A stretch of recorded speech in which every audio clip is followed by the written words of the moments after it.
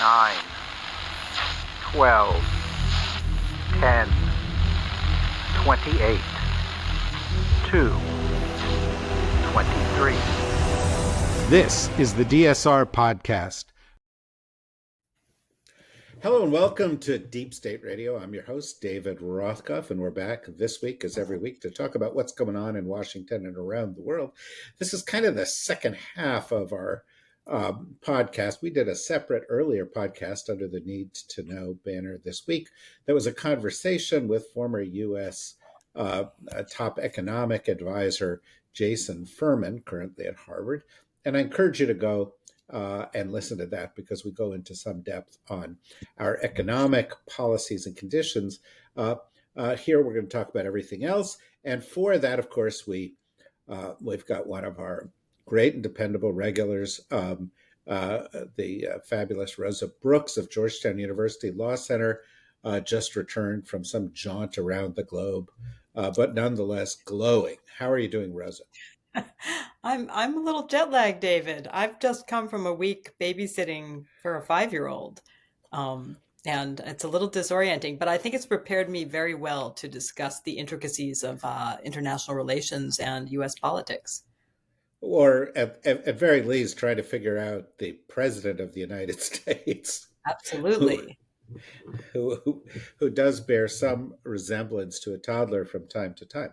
Also, to help us with this task is David Gardner of the Daily Beast, who is their Washington correspondent, who writes a section called The Swamp, well named. I also write for the Daily Beast, and I had really wanted to have my column called Swamp Gas, but David was there ahead of me. Welcome, David. Nice to be on. Thank you for inviting me. David? When did you get to Washington? Like a few months ago? I'm local. You can probably tell from my accent. I've been here for as long as Donald Trump's second term. Actually, I arrived 3 days before inauguration. And how are you feeling about this? Yeah, how are you feeling about this decision so far, David? Exhausted.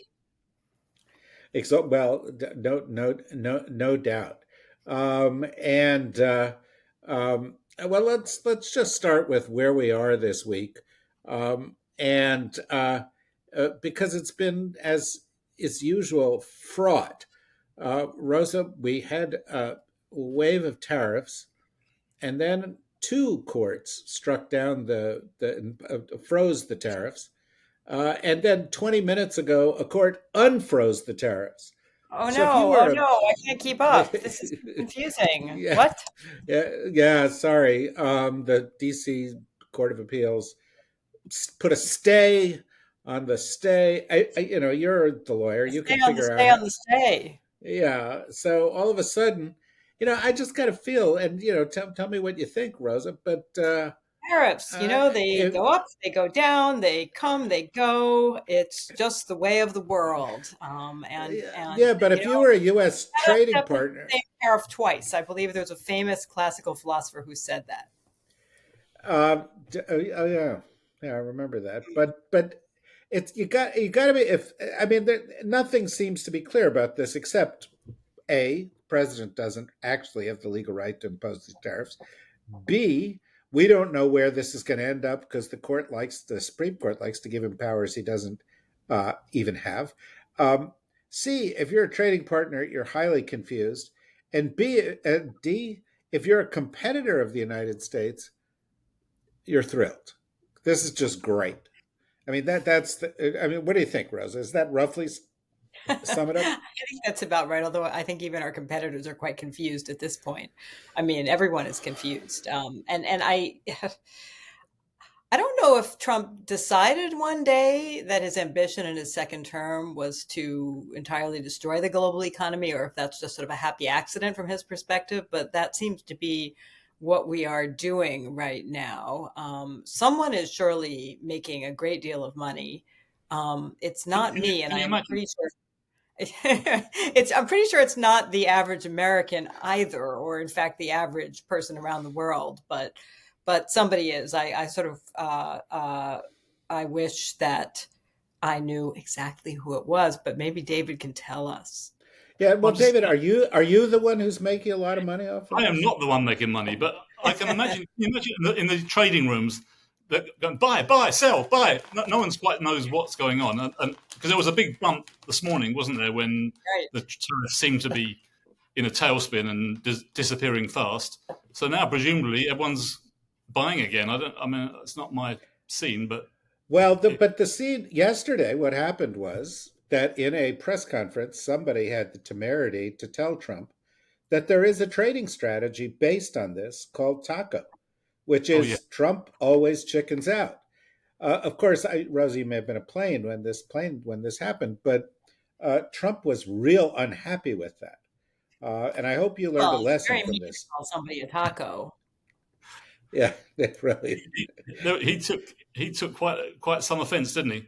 The reporter had some gumption to actually suggest that Trump might be chickening out. I was impressed. Yeah, no, that reporter is now in South Sudan, I think, but Yeah. because we don't go for that very much here in the U.S. Well, Rosa, let's turn to one of our favorite subjects, which is your alma mater. Trump seems to be going after them pretty hard again, and they seem to be going back at Trump. And this week we had a court say, no, you can't stop international um, students from coming here. And who knows whether that's going to last. But here's the thing that I want to ask you, Rosa. Did you ever, in your whole life, carefully avoiding because you hung out in cool circles, ever telling anybody where you went to undergraduate education, that Harvard would be the people's champion, that everybody would now be rooting for Harvard? I don't know that everybody is rooting for Harvard, although for once I'm actually rooting for Harvard. My dad always used to quip, "You can always tell a Harvard man, but you can't tell him much." Um, um, yeah, no, I mean Harvard is a gigantic institution that is in many ways entirely soulless. It makes a great deal of money. It is a very rich institution. It has all kinds of things wrong with it, and it also has all kinds of things that are great about it. It's not a warm fuzzy place. I don't know anyone who's ever any Harvard graduates. If you ask a Harvard graduate, also, did you like Harvard?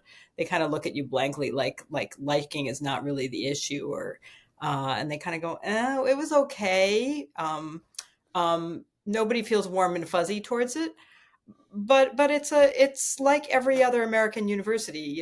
It's a place that combines sort of much that is not so great about American society and much that is truly wonderful. Which is to say, there are all sorts of ways in which it is corrupt and elitist. That the admissions policies not only of Harvard but of every elite private institution and many public institutions in this country are all messed up. We let in the children of the rich, the children of alumni, athletes, etc. Sports is a big business. Naming opportunities, rich alums can influence university policy.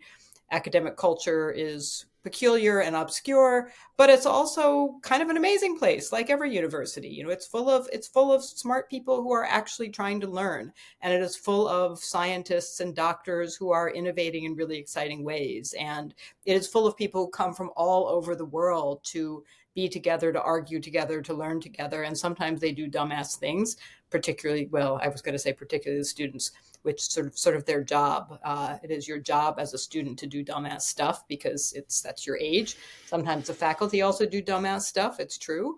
But all kinds of truly wonderful things happen at universities, and Trump and his administration seem absolutely determined to destroy American universities. And this is the proverbial, killing the goose that lays the golden egg.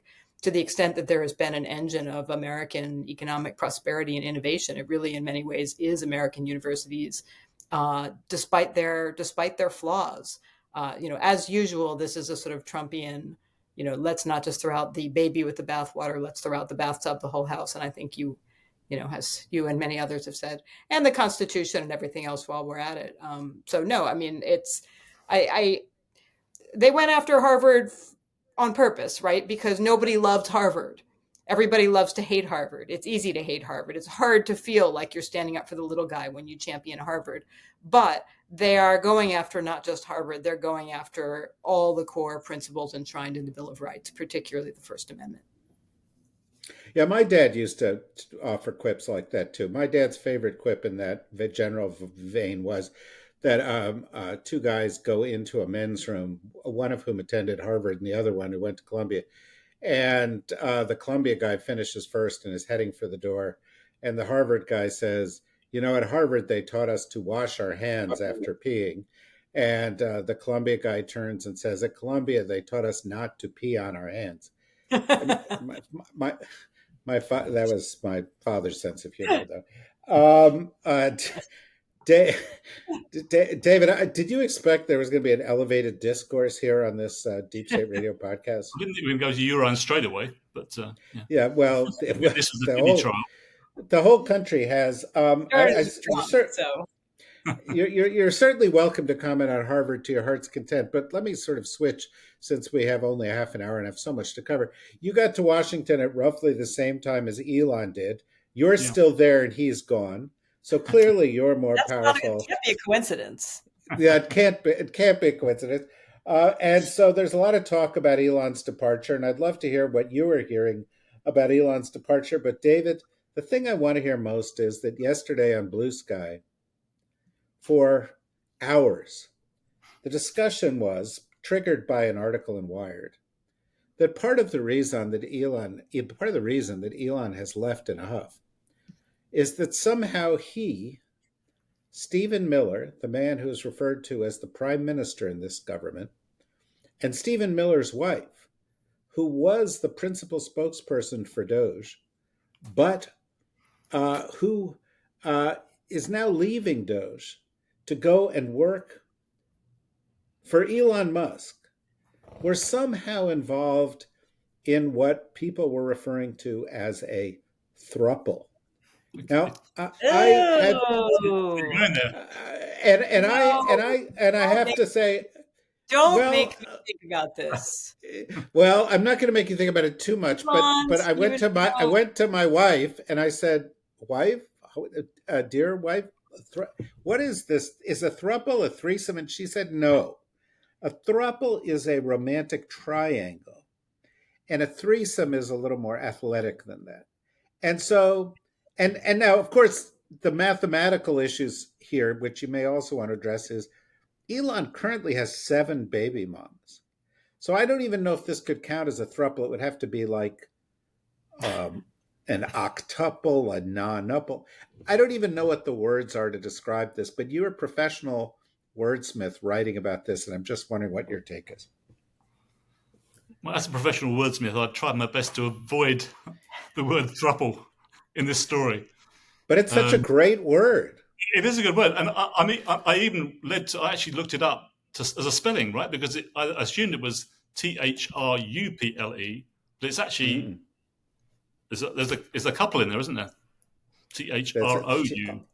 That's exactly right. Never let it say to you people that you've not learned. Very thorough. We're thorough at the Daily Beast. We like Deep State Radio. Yeah, well, Daily Beast and Deep State Radio hand in hand. Anyway. How does this color your whole sense of Elon's 4 months in town? Well, firstly, I don't think she has a great taste in men, but that's just a personal opinion. That's got to be the understatement of the year if she's going from Stephen Miller to Elon Musk. This, by the way, is purely rumor, folks, and I am not spreading or supporting this rumor. I'm just reporting the facts as I hear. The thing that appears to be certainly true is that Katie Miller seems to be now working for Elon Musk independently of Doge.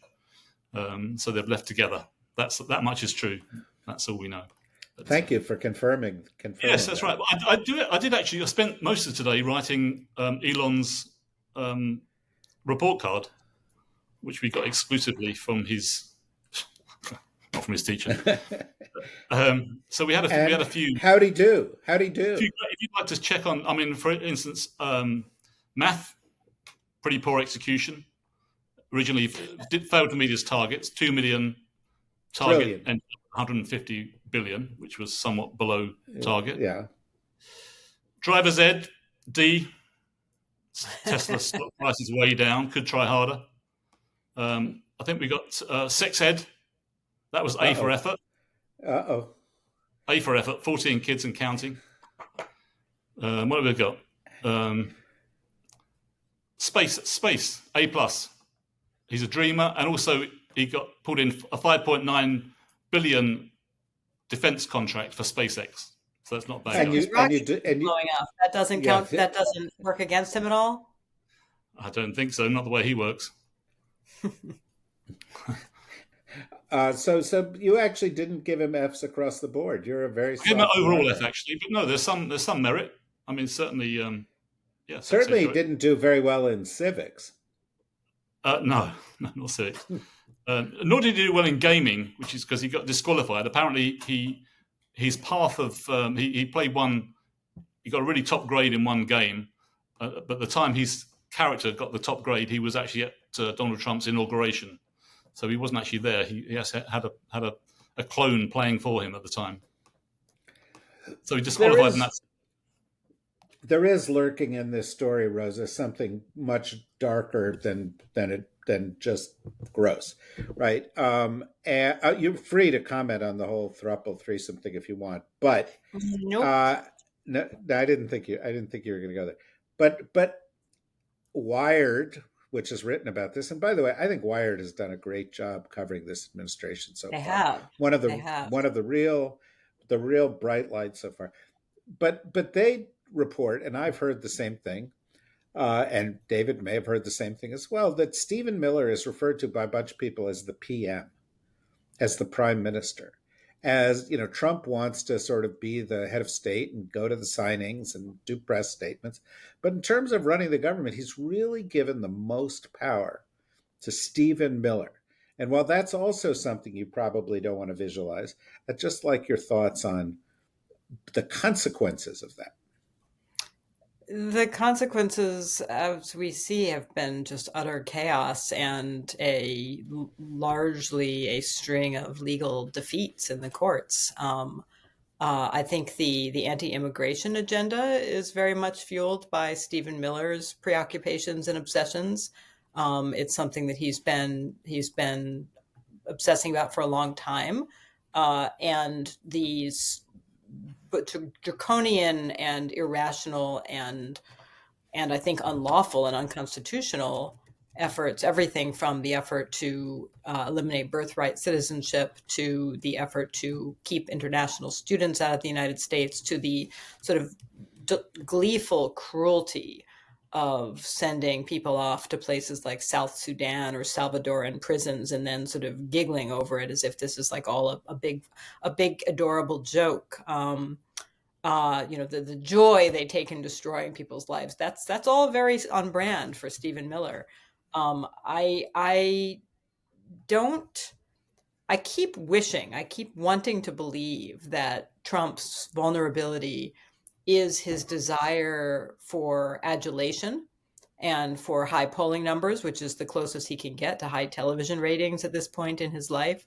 And that for that reason, if nothing else, he may eventually realize that just as Elon Musk wasn't doing Trump any favors in terms of his polling, that Stephen Miller is not really doing him any favors either, and that letting Miller hold the reins is leading to policies that many ordinary Americans actually hate, that even his own party, even some of the hardcore MAGA people are starting to say things like, well, maybe that's going a little too far, or maybe that's being a little careless. So I keep wanting to believe that one day Trump will wake up and think, gee, maybe Stephen Miller is not a good prime minister. But so far it hasn't happened. No, sadly, it hasn't happened. David, have you encountered Stephen Miller yet? Not in person. I haven't spoken in person. That's one of the most disquieting things since I've been here, and a short time.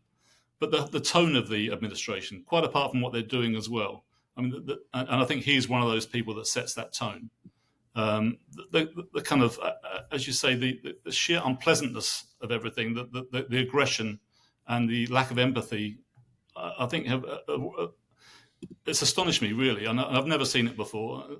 And coming from the UK, where things, obviously politics is politics, is not always easy or pleasant, but there's a certain decorum, at least. That's one Well, of the. didn't you used to write for the Daily Mail? Because the Daily Mail knows something about aggression and lack of empathy.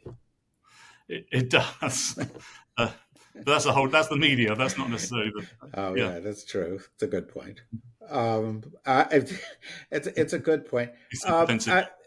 And now I want you to know something, David. Since you got here, we've had a couple of lunches, and I've enjoyed them a lot. Although we always talk about other stuff in Washington, but the smartest person I know in Washington is Rosa Brooks, and this is absolutely true. I've been here 30 odd years. That's very nice of you, David. What can I do for you? Nothing. Well, you can do something for David here. One second. She truly is. I don't know anybody who is smarter, who I trust more. You have the chance, David, to ask after 4 months the smartest person in Washington for advice about Washington and what to focus on. And I'm just wondering, David, what question do you have for Rosa? Questions on the spot, then. I mean, you've seen changes here, I'm sure. How do you think the best way to approach this administration is? Do you think they need to be aggressively questioned and called to account?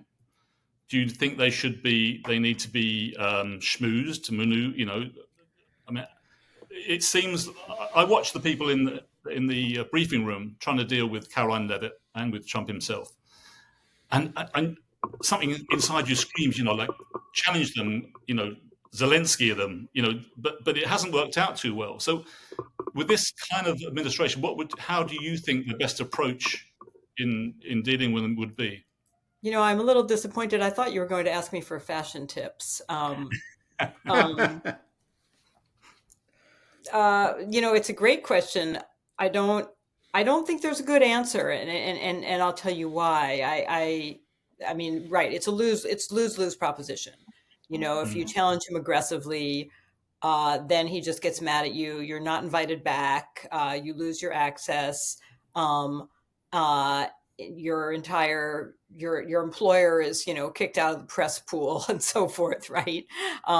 And the right-wing media completely ignores you anyway. So it's not as though the fact that you just courageously took a stand and asked the hard question is going to make any difference. If you're obsequious to him, it also won't make any difference, because again, he'll still get mad at you 10 minutes later. You'll probably get kicked out anyway. So it doesn't do you any good either way. I mean, I think that the biggest challenge we face, and this is an enormous one, right, is that a pretty fundamental assumption of American democracy, any democracy, has kind of broken down. And that is, the premise of the First Amendment, the premise of freedom of speech, freedom of the press in every democracy, is that an informed citizenry makes better policy choices. And I think that's still true, right? And the premise is that we need a free press with unfettered access, and a press that will comfort the afflicted and afflict the comfortable, or vice versa, whatever it is. That's critical to having that informed citizenry and having robust public debates about critical policy issues of the day. But we now live in a world, certainly in this country, and it's true in many other countries around the globe as well, where people don't get their news from traditional media outlets anymore. They don't get it from reporters who may have worked very, very hard to try to get the facts, who ask the tough questions, who say, hey, wait a minute, what you're saying makes no sense sometimes, no matter who's in power. Instead, they're getting their news from social media algorithms. They're getting their news from influencers. They're getting their news from bots. They're getting their news from trolls. They're getting their news from, Uncle Bob. Who knows where they're getting their news, right? Or they're getting no news at all, but they think they know something. And that has been the sort of persistent challenge, right? And which is that they're on issue after issue, to the extent that we know what Americans actually think, right? To the extent that they tell us what they think by responding to public polls and so forth, on issue after issue, most Americans do not like what Trump is doing. They don't. Even the people who voted for him say things like, this is not what I wanted. Yes, I wanted more restrictions on immigration, but I didn't want this kind of cruelty. Or yes, I don't like this sort of elitists, but I didn't want you to destroy every American university. I want my kids to be able to go to college someday. So issue after issue, people disagree with him. And you think to yourself, well, gee, if people really understood what was going on, they really wouldn't, even more people would disagree with him. Even more people would say they don't like him. But then you go look at even Fox News, which at this point is only watched by, people over 70 who are the moderate wing of the Republican Party. And none of that information is presented there at all. It's not just that it's toned down or it's minimized. It's just not there. It's a different reality. And you go to the right wing and the MAGA-oriented podcasts and YouTube channels, and you're just in a different universe in which that reality is not breaking through. And that's just an enormous problem. So I think the existential challenge for all of us, particularly those of you who are full-time journalists, but also for people like me who are part-time journalists and academics and try to think and write and do research and so on. And, is how do we solve that fundamental information challenge? How do you get through to people? And I think part of that is not something any of us can do. It's something we need people with money to do, which is invest in alternatives to that right-wing information ecosystem. And part of it is God help us, right? We should all be trying to see if we can get ourselves booked onto Tim Pool and Joe Rogan, because if we're not talking to people where they are, then we're not talking to them at all. We're not reaching them at all. So that's not much of an answer. That's a depressing answer. It's a non-answer. I thought that was a great answer, David. Do you agree with that? That was a great answer. I agree indeed.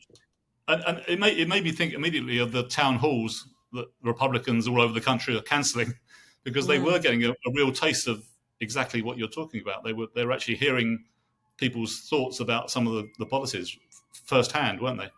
To the extent that although David, the other thing is Democrats listening to this kind of analysis, which is correct, apparently this week say, well, what we need is to spend $20 million to find a Democrat Joe Rogan. Which personally, I thought this sounded like one of the stupidest ideas I've ever heard. But do you disagree? Is that what the media really needs right now? Did you not volunteer? 20 million? Yeah. Oh! I didn't realize that was the salary. Yes, I volunteer. I will be the Democrat. Good point, David. In fact, if that were true, I'm sure I would be behind you in line. But it does seem like people haven't cracked this code of how do you deal with the new media environment that Rosa's talking about, with an administration that isn't playing by any old-time rules. No, I mean, all of us in the media are trying to work out the best way to get our news out, aren't we? And it's changing so rapidly with AI and everything else that it really is a challenge for everybody. And a lot of the media are struggling. A lot of the traditional media are struggling. A lot of the new media are struggling. I think Business Insider just announced today it's losing 21% of its workforce. I mean, these are big numbers. A lot of people losing their jobs just for this very reason, really. Yeah, but you must talk to your editors. I know some of your editors. They're very smart people. Yeah. And they must tell you, this is what people read, like what works. So what are your readers responding to? Well, yeah, I mean, at risk of boasting, we are growing and we are making a profit. And it's very well. That has to do with my commentaries primarily, correct? It's 90% your commentaries and some of the other work too. Yeah, mostly. Yeah. Thank you. But the thing which your commentaries do is it's very much about conflict. We deal very much in personalities, and we look for, rather than the drier, I guess, the policy stories. We're looking for conflict wherever that may be, whether that's between Elon Musk and Donald Trump or whoever that may be. There's no point in us writing about a AOC thinking Pritzker's a good idea for a president. I don't know. There's no point us saying the obvious. What we're looking for is people who are kind of behaving in a different way than one would expect to draw attention. So it's always about conflict, really. You know, Rosa, at Columbia, they taught me that the root of all drama, according to the Greeks, was agon. And agon, of course, is the Greek word for conflict. So what David's talking about here has ancient roots. And I'm just wondering what they taught you at Harvard. They taught me that you can't step into the same tariff twice. I already gave you my Oh, one little that. nugget from my deep classical education. Oh, I thought it was like you should have beer first and then the hard booze, as opposed to I because I never really drank, so I don't really know how you're supposed to do that. But I think that's the kind of thing you're supposed to learn at college. Well, we're obviously not going to help people with that here, but we do help people with getting around the news. And I'm really delighted that we could bring in David to join us. And I hope you'll come back again sometime. Rosa, of course, will be here always, because she is our oracle to whom we turn. And I will, I'm currently in Knoxville, Tennessee for reasons I don't even understand how I got here. But I'm going to get home as soon as I can. And so I'll be back in our usual places next week for whatever shenanigans come our way from Washington, also known as the city of Throuples. Until then, thank you, David. Thank you, Rosa. Thank you, everybody, for listening, and join us again soon. Bye-bye.